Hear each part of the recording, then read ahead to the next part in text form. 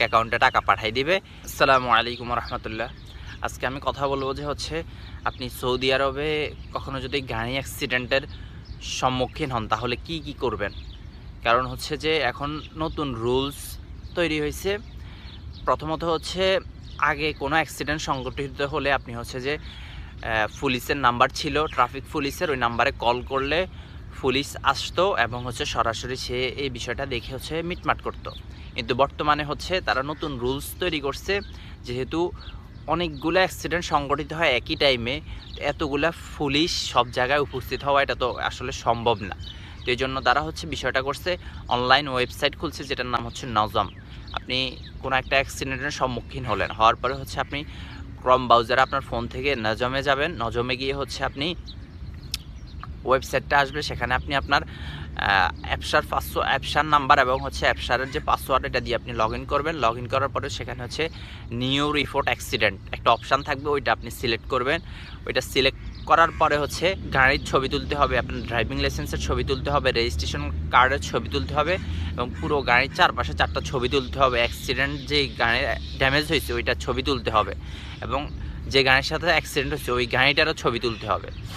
চারপাশে ছবি তোলার পরে আপনি সব কিছু সাবমিট করবেন এবং যে একটা বক্স থাকবে, সেখানে আপনাকে ডিসক্রাইব করতে হবে যে কীভাবে অ্যাক্সিডেন্টটা সংঘটিত হয়েছে।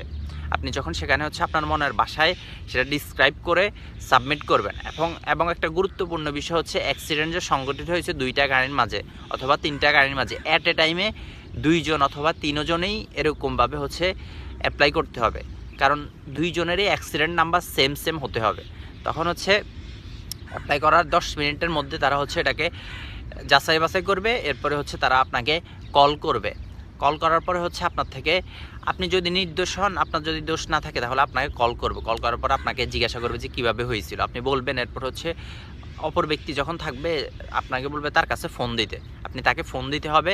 তখন আপনি তার সাথে তারা কথা বলে তারা যখন শিওর হয়ে যাবে যে না আপনি যেভাবে ডিসক্রাইব করছেন এটা সঠিক, তখন যে তারা আপনাদেরকে বলবে যে আপনারা ওই স্থান থেকে এবার গাড়ি নিয়ে চলে যেতে পারেন। আর একটা গুরুত্বপূর্ণ বিষয় আমি সেটা বলতে ভুলে গেছি, আপনি যখন অ্যাক্সিডেন্ট সংঘটিত হবে, যেখানে অ্যাক্সিডেন্ট সংঘটিত হবে ওইখানে আপনাকে গাড়িতে রাখতে হবে। একবারে যদি হাইওয়ের কোনো এমন ক্রিটিক্যাল জায়গায় অ্যাক্সিডেন্টটা সংঘটিত হয়েছে তাহলে চেষ্টা করবেন হয়তো গাড়িটা রাস্তার সাইডে নিয়ে যাওয়ার। কিন্তু অ্যাক্সিডেন্ট সংঘটিত হলে যেখানে অ্যাক্সিডেন্ট সংঘটিত হয়েছে আপনাকে সেখানেই গাড়িটা রাখতে হবে। তাকদিরে যেতে হবে, তাকদিরে গিয়ে আপনার গাড়ির ড্যামেজ কোথায় কী হয়েছে তাদের কাছে যাই, যখন তারা এটা চেক করবে এবং তারা ইস্যু করবে কত খরচ আসতে পারে, তখন আপনাকে ইন্স্যুরেন্স কোম্পানি আপনার সাথে যোগাযোগ করে আপনার ব্যাঙ্ক অ্যাকাউন্টে টাকা পাঠিয়ে দিবে।